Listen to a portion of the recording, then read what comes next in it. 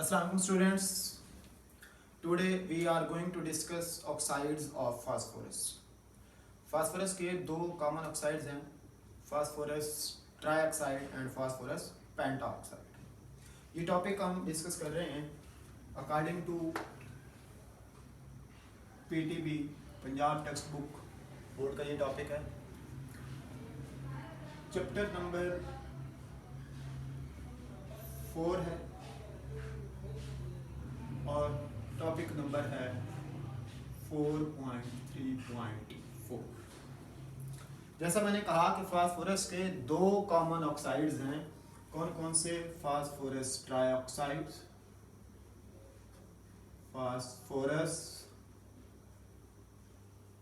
Trioxide and phosphorus pentoxide.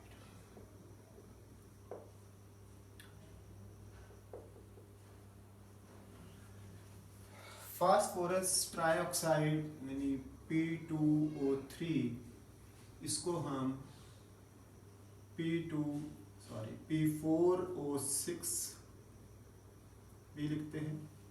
And phosphorus pentoxide P2O5, इसको हम P4O10 भी लिखते हैं।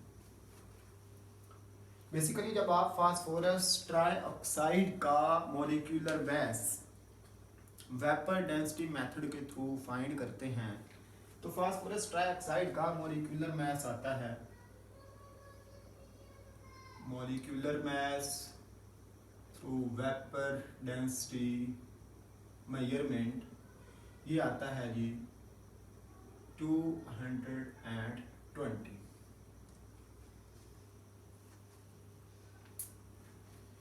चेक करें, अगर हम फास्फोरस ट्राईऑक्साइड का मॉलिक्यूलर फार्मूले से मास का फाइंड करते हैं P2O3 का, चेक करें ज़रा, 2 इंटू फास्फोरस का एटॉमिक मास 31, 3 इंटू ऑक्सीजन का एटॉमिक मास 16, 62 एंड 48, 8 और 2 10, 6 और 4 10 और 1 11, 110 आना चाहिए था, जबकि हमारे पास मैथ्स कितना आया है 220। अगर इसको मैं 2 से मल्टीप्लाई करूं तो 220 ही बनता है। इसका मतलब है कि आप फास्फोरस ट्राईऑक्साइड को P2O3 को P4O6 की फॉर्म में भी लिख सकते हैं। फास्फोरस पेंटाऑक्साइड के लिए भी सेम यही वाला मेथड, इसी कैलकुलेशन के थ्रू आप P2O5 को P4O6 भी लिख सकते हैं। तो ये तो हो गया इसका मॉलिक्यूलर फार्मूला। मॉलिक्यूलर फार्मूले के बाद मैं आपको थोड़ा सा ये समझाना चाहता हूँ कि ये ऑक्साइड्स जो हैं किन एसिड्स के एनहाइड्राइड। देखें, कोई भी ऑक्साइड जो नॉर्मल ऑक्साइड आप लेते हैं, चाहे वो किसी बेस के हवाले से हो, बेसिक ऑक्साइड हो, किसी मेटल का ऑक्साइड हो, या वो एसिडिक ऑक्साइड हो, किसी नॉन मेटल का ऑक्साइड, ये ऑक्साइड्स अपने किसी ना किसी एसिड के एनहाइड्राइड ही होते हैं। ये सिंगल एसिड का एनहाइड्राइड भी हो सकते हैं और ये एक से ज़्यादा डिफरेंट एसिड का एनहाइड्राइड भी हो सकते हैं। मैं एनहाइड्राइड ऑफ एसिड्स के हवाले से थोड़ी सी बात करूंगा। एक आध एग्जांपल हम बेसिक ऑक्साइड्स की लेते हैं, यानी मेटालिक ऑक्साइड की, और 2-4 एग्जांपल हम नॉन मेटालिक ऑक्साइड्स यानी एसिडिक ऑक्साइड्स के हवाले से बात करेंगे।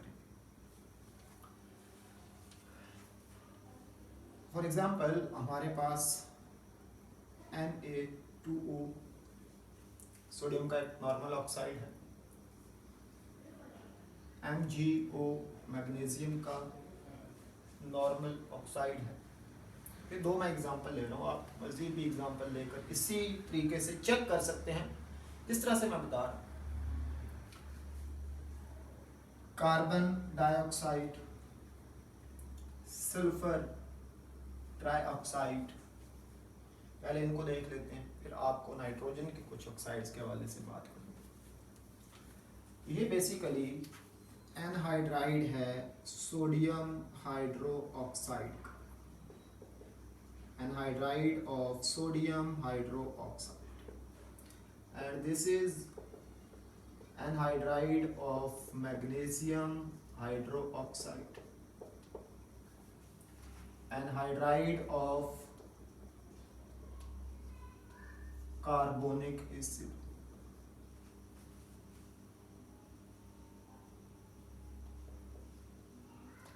anhydride of sulfuric acid,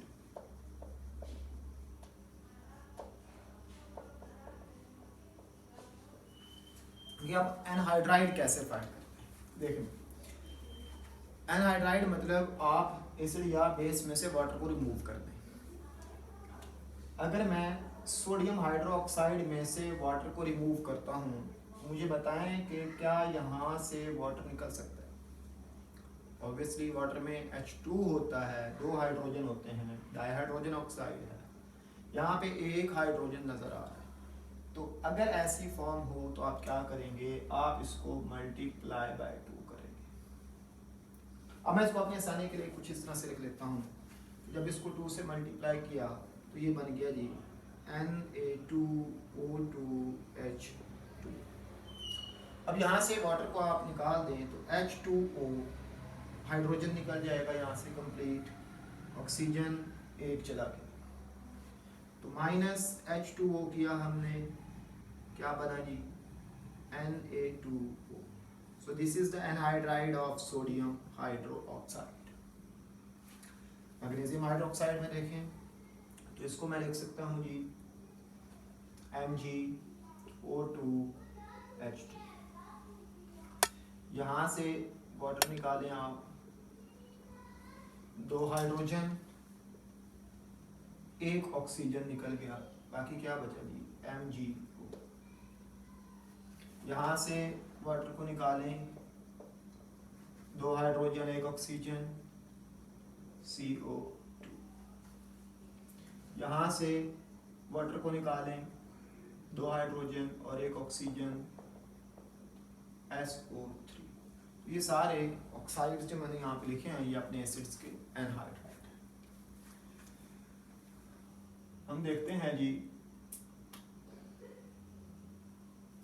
NO2, इसको आप N2O4 भी कहते हैं, ये कौन से एसिड का एनहाइड्राइड है? N2O5 किसका एनहाइड्राइड है? N2O3 ये किसका एनहाइड्राइड है? ऑब्वियसली सब में नाइट्रोजन आपको नजर आ रही है, ऑक्सीजन नजर आ रही है, यानी ये जो ऑक्साइड्स हैं ये नाइट्रोजन के एसिड्स के ही एनहाइड्राइड हो सकते हैं। अब नाइट्रोजन के हमारे पास 2 एसिड्स हैं, HNO3 है और HNO2 है। इसको नाइट्रस एसिड और इसको नाइट्रिक एसिड बोलते हैं।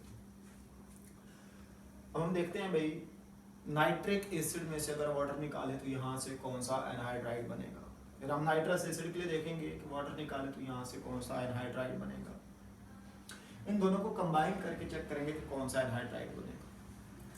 तो पहले HNO3 के हिसाब से आप देख लेंगे, नाइट्रिक एसिड क्या यहाँ से डायरेक्ट वाटर निकाल सकते हैं? नहीं निकाल सकते। इसका मतलब इसको मल्टीप्लाई कर दें 2 से, क्या बनेगा? H2N2O6। अब यहाँ से एक वाटर निकाल दें, जितने पॉसिबल हो वाटर वो निकाल सकते हैं। दोनों हाइड्रोजन चले गए, एक ऑक्सीजन चली गई, यहाँ पे 5 बच गई, यानी N2O5। So this is the anhydride of nitric acid. This is the anhydride of nitric acid.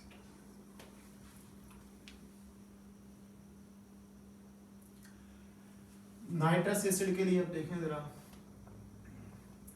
HNO2 again वही हमें करना पड़ेगा, मल्टीप्लाइड बाय 2 करें, क्या बनेगा? H2N2O4। यहाँ से आप वाटर निकालें, माइनस H2O करेंगे, दोनों हाइड्रोजन गए, एक ऑक्सीजन गई, N2O3। This is the anhydride of nitrous acid. Anhydride of nitrous acid, ये वाला निकला। जैसे मैंने कहा कि ये एनहाइड्राइड के ऑक्साइड्स जो हैं ये एनहाइड्राइड हो सकते हैं एक एसिड के भी या एक से ज़्यादा एसिड्स के भी। अगर मैं इन दोनों को कंबाइन करके लिखता हूँ HNO3 प्लस HNO2, दोनों को इकट्ठा लिखूँ तो मैं लिख सकता हूँ जी H2N2O5। यहाँ से अब आप वाटर निकालें, H2O निकालें, दोनों हाइड्रोजन गए, ऑक्सीजन कितनी गई, एक ऑक्सीजन गई, बाकी 4 बच गई। सो N2O4, अगर मैं यहाँ से 2 कॉमन लूँ तो इसको मैं लिख सकता हूँ 2NO2। तो N2O4 या NO2 ये एनहाइड्राइड है किसका भी, nitric acid plus nitrous acid. Hope so आपको एनहाइड्राइड बनाने में अब प्रॉब्लम नहीं होगा। अब हम अपने टॉपिक की तरफ आते हैं, फास्फोरस ट्राइऑक्साइड एंड फास्फोरस पेंटाऑक्साइड्स कौन से एसिड्स के एनहाइड्राइड। तो P2O3 और P2O5, वैसे तो फास्फोरस के ऑक्सी एसिड्स और भी बहुत सारे हैं, लेकिन वेल नोन या जो कॉमन हैं जो हमने पीटीबी में डिस्कस करने हैं वो कौन कौन से हैं, वो H3PO4 एंड H3PO3, यानी phosphoric acid and phosphorus acid. यहाँ से अगर हम वाटर को रिमूव करते हैं, H2O निकालें, यहाँ से 2 हाइड्रोजन गए, 1 बच गया, यहाँ से 1 ऑक्सीजन गई, 3 बच गए, हमारे पास बचा HPO3। क्या अभी इसमें हाइड्रोजन है? यस, इसको आप मज़ीद निकाल सकते हैं, लेकिन अभी डायरेक्ट नहीं निकाल सकता। इसका मतलब है इसको हमें 2 से मल्टीप्लाई करना होगा, तो ये बनेगा जी H2P2O6। ये मल्टीप्लाई करके इस तरह सिंप्लीफाइड फॉर्म में इसको लिख लिया करें, इससे इजी हो जाता है, कंफ्यूजन या कोई मिस्टेक होने के चांसेस नहीं है। अब यहाँ से आप वाटर निकालें जी, H2 गया, ऑक्सीजन 1 गई, 5 बच गए, यानी P2O5। फास्फोरस पेंटाऑक्साइड जो है this is anhydride of phosphoric acid, this is anhydride of phosphoric acid H3PO4। अच्छा, अगर मैं आपसे कहूँ कि टोटल कितने वाटर मॉलिक्यूल आपने यहाँ से निकाले, अभी आपको लग रहा होगा कि 2 वाटर मॉलिक्यूल निकाले, बट एक्चुअली हमने 3 वाटर मॉलिक्यूल निकाले। देखिए यहाँ पे H3PO3, इसको हमने यहाँ पे मल्टीप्लाई किया 2 से, इसका मतलब है कि ये हमें पहले 2 चाहिए थे, ये 2 तभी बनेंगे जब यहाँ पे फास्फोरिक एसिड के 2 मॉलिक्यूल लिए होंगे। अगर 2 मॉलिक्यूल लेंगे हम फास्फोरिक एसिड के, तो यहाँ पे वाटर कितने निकलेंगे, वाटर 1 की बजाय 2 वाटर निकलेंगे, 2H2O। तो 2 यहाँ पे रिमूव हो गए, 1 वाटर यहाँ पे रिमूव हो गया, तो टोटल 3 वाटर। इसका मतलब ये हुआ कि अगर आप P2O5 को 3 मॉलिक्यूल वाटर के दे दें तो क्या बन जाएगा, H3PO4। अब ये कितने आपने दे रखे थे, यहाँ पे 2 दे रखे। This is very important reaction, phosphorus pentoxide का रिएक्शन विद वाटर में हम देखेंगे, तो ये आपने याद रखना है कि P2O5 में 3 वाटर मॉलिक्यूल ऐड हों तो फास्फोरिक एसिड बन जाता है। इस तरह यहाँ पर भी आप देख सकते हैं, अगर मैं यहाँ से 1 वाटर का मॉलिक्यूल निकालता हूँ तो हमारे पास क्या बचता है, 2 हाइड्रोजन गए यानी 1 हाइड्रोजन बच गया, 1 ऑक्सीजन गई यानी 2 ऑक्सीजन बच गए। अभी हमें क्या करना पड़ेगा, इसको डबल करना पड़ेगा, तो हम स्टार से बेटा कर लेते हैं, इसको 2 से मल्टीप्लाई कर लेते हैं, तो 2 वाटर निकालेंगे तो 2 HPO2 बनेंगे। अब इसमें से मज़ीद 1 वाटर निकाल सकते हैं, तो क्या बनेगा, जब इसको 2 से मल्टीप्लाई किया तो ये बना जी H2P2O4, दोनों हाइड्रोजन गई, एक ऑक्सीजन गई, तो फास्फोरस ट्राइऑक्साइड। तो जस्ट लाइक फास्फोरस पेंटाऑक्साइड, यहाँ पर भी आप फास्फोरस ट्राइऑक्साइड में 3 वाटर डालेंगे तो फास्फोरस एसिड बन जाएगा, यानी P2O3 प्लस कितने वाटर मॉलिक्यूल, 3 वाटर मॉलिक्यूल, ये हमारे पास बन जाएंगे जी 2 फास्फोरस एसिड। हमारा चूंकि मेन टॉपिक फास्फोरस के ऑक्साइड्स हैं तो इनकी डिहाइड्रेशन को हम स्ट्रक्चर की मदद से भी एक्सप्लेन करेंगे। यहाँ तक नोट कर लें, स्क्रीनशॉट बना लें, फिर आगे चलते हैं।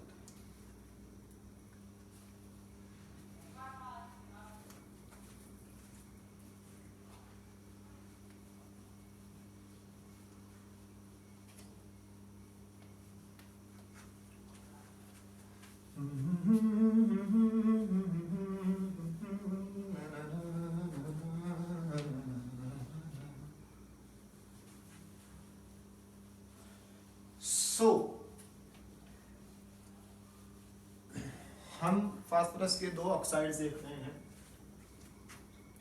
P2O3 जिसको हम लिख सकते हैं जी P4O6, 2 से मल्टीप्लाई करेंगे, P2O5 जिसको हम लिख सकते हैं P4O10। ऐसा क्यों लिख सकते हैं मैं आपको बात बता चुका हूँ, वेपर डेंसिटी मेजरमेंट से इनका मॉलिक्यूलर मास जब कैलकुलेट किया गया तो वो इन ऑक्साइड्स के हवाले से। अच्छा, अब अगर हम इन ऑक्साइड्स की हाइड्रेशन, मैंने आपको बताया अगर इनकी हाइड्रेशन करेंगे तो इनके रिस्पेक्टिव एसिड बन जाएंगे। मैं एक यहाँ पे डिस्कस कर लेते हैं, चलिए दोनों ही डिस्कस कर लेते हैं। P2O5 ये आपने कहाँ से बनाया, ये आपने बनाया जी फास्फोरिक एसिड। बनाने का ये इसका मेथड नहीं है, लेकिन हमने अभी ऑक्साइड जो एनहाइड्राइड है ये हमने फाइंड किया कि this is anhydride of phosphoric acid.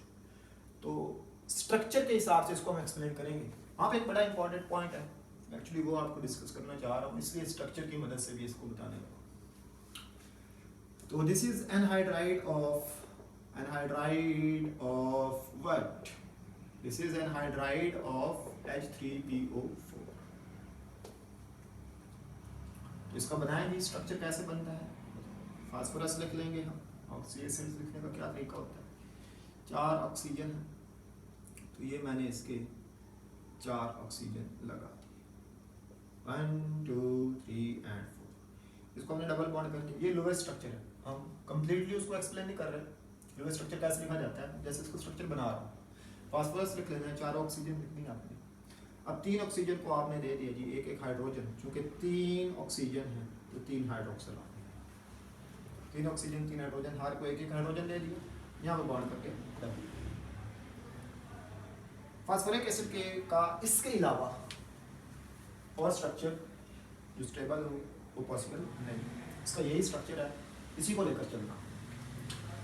जबकि P2O3 this is anhydride of what, anhydride of H3PO3। इसका स्ट्रक्चर कैसा, फास्फोरस लिखा, उसके बाद हमारे पास 3 ऑक्सीजन है, ये 3 ऑक्सीजन लगा दिए। एक ये तरीका है कि यहाँ पे डबल बॉन्ड कर दिया, 2 हाइड्रोजन यहाँ पे आ गया, एक बच गई वो यहाँ पे लगा दिया, ये भी इसका स्ट्रक्चर है, ये भी लोवेस्ट स्ट्रक्चर, करेक्ट फार्मूला ये भी। एक और भी इसका पॉसिबल है कि ये 3 ऑक्सीजन 3 ही हाइड्रोजन है तो हर एक को एक एक, ये दोनों इसके स्ट्रक्चर्स पॉसिबल है। दोनों स्ट्रक्चर लिखने का पर्पस ये है कि भी हम जब फास्फोरस एसिड के रिएक्शंस पढ़ेंगे तो वहाँ पे हम देखेंगे कि फास्फोरस एसिड जो है वो एक बहुत ही स्ट्रॉन्ग रिड्यूसिंग एजेंट है। तो इसके स्ट्रॉन्ग रिड्यूसिंग एजेंट की रीज़न ये है, ये हाइड्राइड यहाँ से निकलेगा जो कि रिडक्शन के काम आ सकता है। ये वाला स्ट्रक्चर हम जब इसकी डिहाइड्रेशन करेंगे तो वहाँ पे ये वाला स्ट्रक्चर यूज़ होता है, इसके थ्रू डिहाइड्रेशन करेंगे तो आप डिहाइड्रेशन नहीं कर सकते। अभी आपको फास्फोरिक एसिड का बताने लगा हूँ, इसी के हिसाब से आप इसका भी निकालेंगे। तो चले भाई, फास्फोरिक एसिड अभी आपने पढ़ा था कि 2 फास्फोरिक एसिड लें, इसमें से 3 वाटर निकाल दें, तो आपके पास बनता है जी P2O5। सो लुक, ये एक फास्फोरिक एसिड वाटर यहाँ से निकाल दें, दूसरा फास्फोरिक एसिड यहाँ से भी वाटर निकाल दें, बाकी क्या बच गया, OH फास्फोरस डबल बॉन्ड, एक ऑक्सीजन बच गई, ये बॉन्ड टूट रहा है हमारे पास, OH नेगेटिव निकल रहा है, तो क्या मैं यहाँ पे डबल बॉन्ड लगा दूँ तो फास्फोरस की वैलेंसी सेटिस्फाइड रहेगी। सेम वुड बी हियर, यहाँ से एक वाटर निकाला, यहाँ से भी एक वाटर निकाला, बाकी क्या बचा जी, सेम जो यहाँ बचा था वो इधर बचेगा। आपको याद हो तो जब ये बना था हमारे पास HPO3, एक और बात याद रखनी है, इसको हम मेटाफास्फोरिक एसिड भी बोलते हैं, मेटाफास्फोरिक एसिड, मेटल नहीं, मेटाफास्फोरिक एसिड।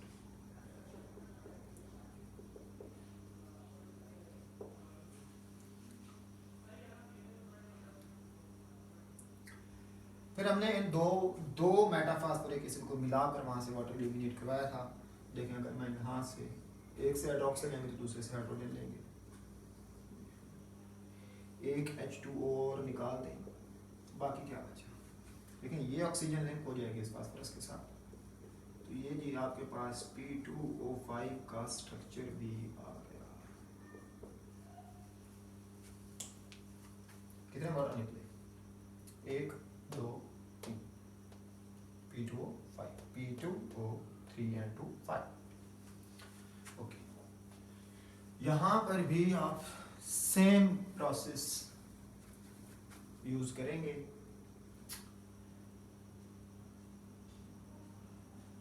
इसके भी आप 2 मॉलिक्यूल लें,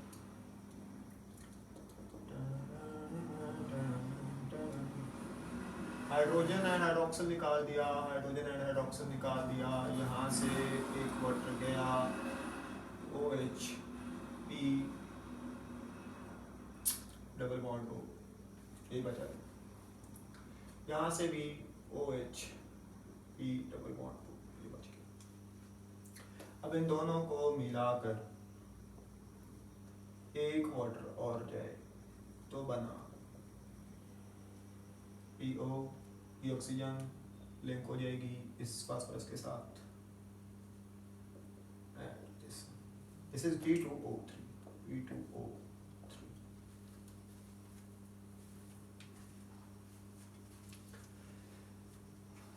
इसको हम मेटाफास्फोरिक एसिड बोलते हैं, लेकिन इसको मेटाफास्फोरस एसिड नहीं बोलते। पहले याद रखनी है कि जब आप किसी एसिड में से एक वाटर मॉलिक्यूल निकालें, बाकी जो भी बचे अगर उसमें एसिड का करैक्टर हो तो उसको आप मेटा एसिड बोल सकते हैं। यहाँ से वाटर निकाला, बाकी हमारे पास ये बचा एसिड, मतलब आयोनाइजेबल हाइड्रोजन होनी चाहिए, तो यहाँ पर भी इसके पास अभी भी आयोनाइजेबल हाइड्रोजन है, so this is called metaphosphoric acid. यहाँ में आप सोच रहे होंगे सर यहाँ पर भी तो आयोनाइजेबल हाइड्रोजन है, तो भाई मैंने फास्फोरिक एसिड के 2 स्ट्रक्चर लिखे, अगर ये दोनों एक दूसरे की रेजोनेंस फॉर्म मान लें तो इसकी भी तो एक रेजोनेंस फॉर्म बन सकती है। तो फिर लोन पेयर है, ये लोन पेयर इस प्रोटॉन को ग्रैब कर ले तो ये वाला बॉन्ड यहाँ शिफ्ट हो जाएगा, तो क्या बनेगा भाई, कुछ ये बन जाएगा। ये वाली फॉर्म उसकी निस्बत ज़्यादा स्टेबल है, इसलिए इसको आप मेटाफास्फोरिक एसिड नहीं, मेटाफास्फोरस एसिड नहीं कह सकते, क्योंकि अब इसके पास आयोनाइजेबल हाइड्रोजन नहीं है, एसिड का करैक्टर इसके पास नहीं। यहाँ तक उम्मीद है सारी बातें आपको क्लियर हो गई होंगी। अब हम इन ऑक्साइड्स की प्रिपरेशन और इनके रिएक्शंस की तरफ, बहुत सिंपल हैं, बड़े आसान से रिएक्शन हैं इनके, वो देखते हैं। एक बात और भी याद रखनी है कि जो ऑक्साइड होता है, जब उसको किसी एसिड का एनहाइड्राइड लेते हैं तो वो एनहाइड्राइड एक अच्छा डिहाइड्रेटिंग एजेंट भी हो सकता है। इस तरह से P2O5 आपने ऑर्गेनिक केमिस्ट्री में पढ़ा कि ये एक बहुत ही अच्छा डिहाइड्रेटिंग एजेंट है और इसके कुछ रिएक्शंस भी आपने देखे, कुछ रिएक्शंस को हम दोबारा भी देखेंगे यहाँ पे। तो चले स्टार्ट करते हैं इनकी प्रिपरेशन और इनके रिएक्शंस की तरफ आते हैं जी। तो हम पढ़ रहे हैं P2O3 and P2O5, P2O3 and P2O5।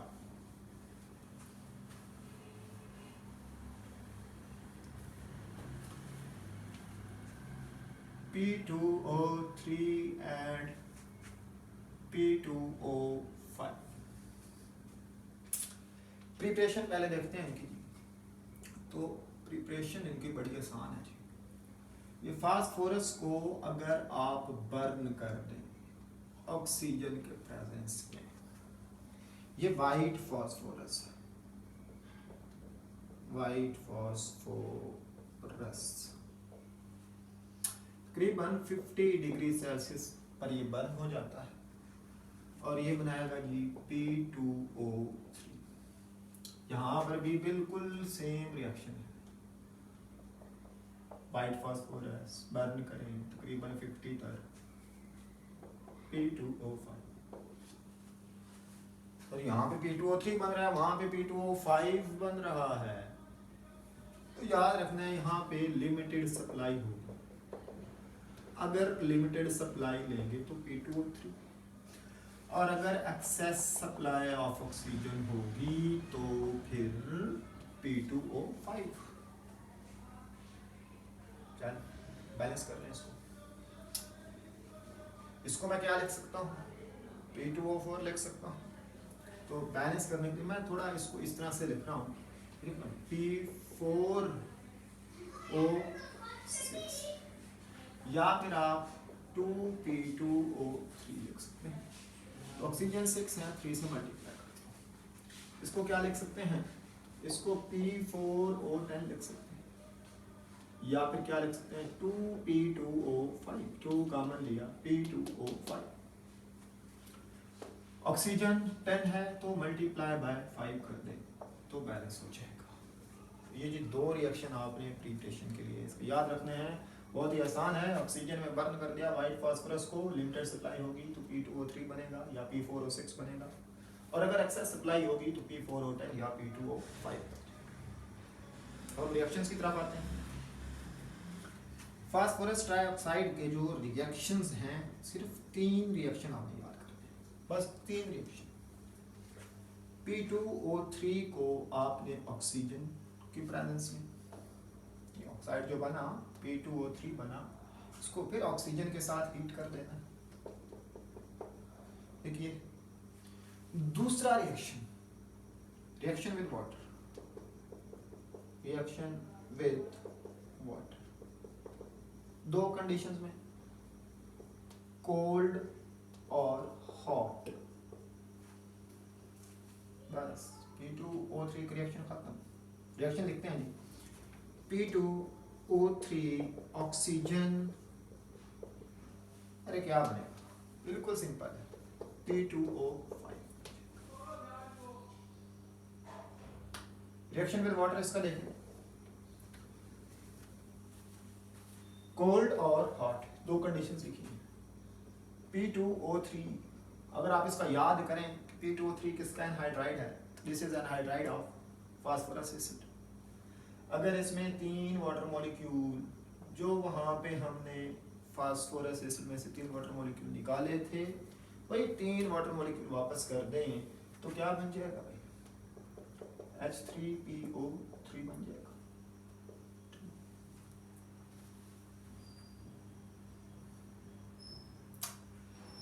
ये जो रिएक्शन है ये कोल्ड स्टेट का है, ये याद रखना, दिस इज इंपॉर्टेंट। ये रिएक्शन क्या है, कोल्ड स्टेट का। हॉट स्टेट में देखिए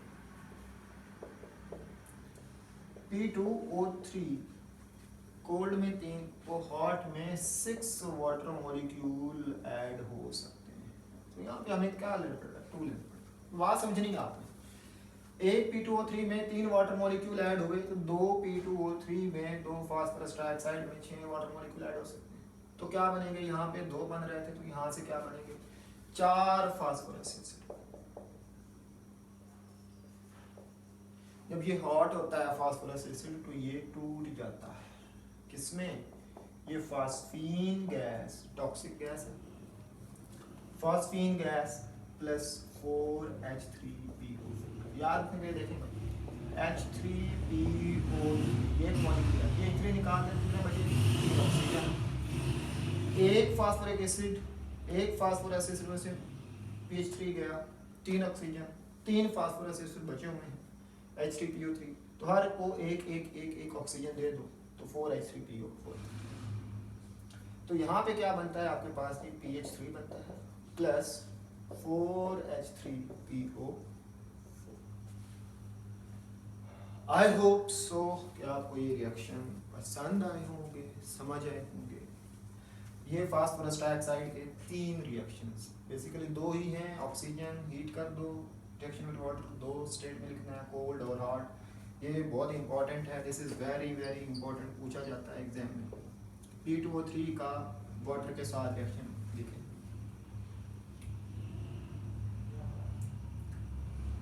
कोल्ड में 3 वाटर मॉलिक्यूल और हॉट स्टेट में 6 वाटर मॉलिक्यूल, 3 ले रहे हैं तो एक P2O5 का 6 लेंगे तो 2 बन जाएंगे। यहाँ पे 2 फास्फोरस एसिड बन रहे थे तो यहाँ पे 4 बन जाएंगे। इसको अगर हॉट स्टेट ली जा रही हो तो ये टूट जाता है, phosphine gas, this is phosphine gas, toxic gas ये बनती है। और साथ में तो फिर मैंने यहाँ पे हॉट स्टेट में फॉस्फीन लिख दिया प्लस 4 फास्फोरिक एसिड। अब आते हैं जी रिएक्शंस ऑफ P2O5। P2O5 के रिएक्शंस, ऑक्सीजन का एडिशन नहीं देखना, इसमें आपने वाटर एडिशन देखनी है। अगेन दोनों स्टेट्स कोल्ड एंड हॉट में, बस ये रिएक्शन समझ लो।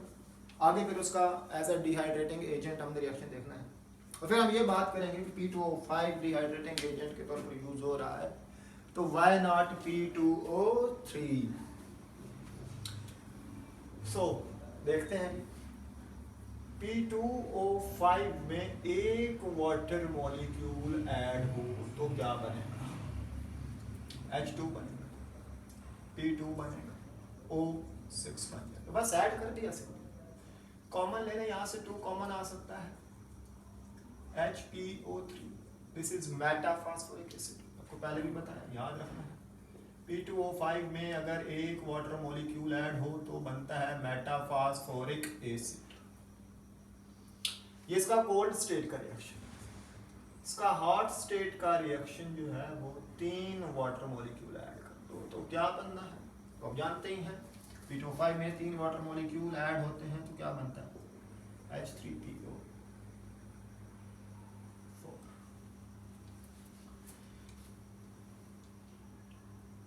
Clear? Addition of water clear.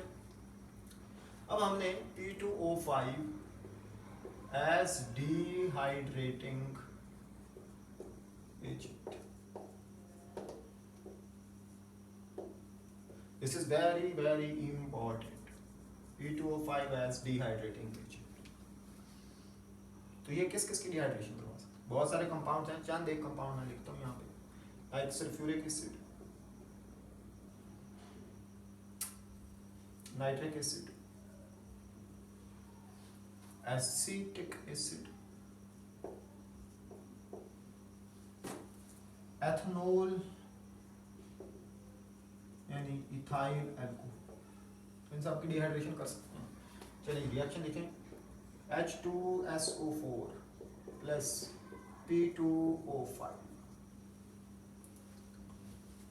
यहाँ से वाटर निकाल दें। इसका एनहाइड्राइड तो आप जानते ही हैं, वाटर निकालें जी, 2 हाइड्रोजन के, 1 ऑक्सीजन गया तो 3 बचे। तो ये जो वाटर निकाला हमने और क्या बना? SO3 प्लस जो 1 वाटर आपने निकाला है वो P2O5 में ऐड करें। 1 water in P2O5 gives 2 molecules of metaphosphoric acid। तो ये साथ HPO3 HPO3। ओके, तो नेक्स्ट देखें जी HNO3 nitric acid, HNO3 P2O5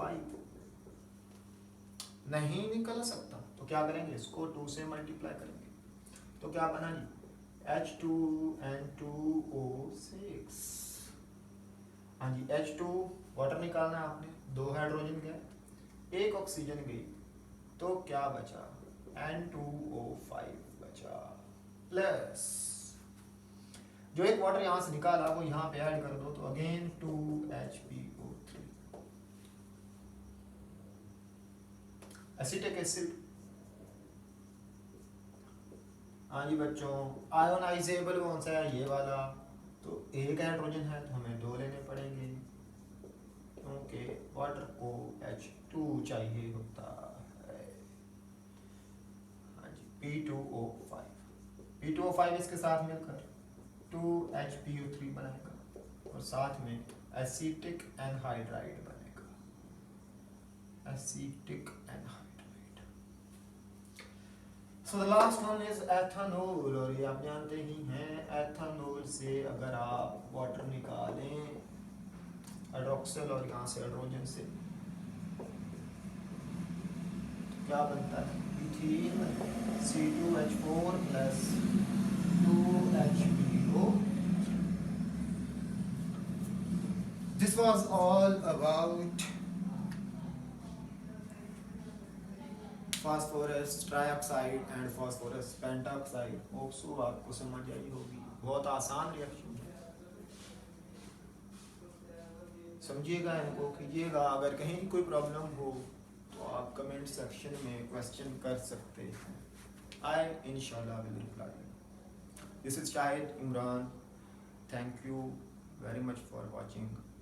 अपना ख्याल रखिएगा, अल्लाह हाफिज़।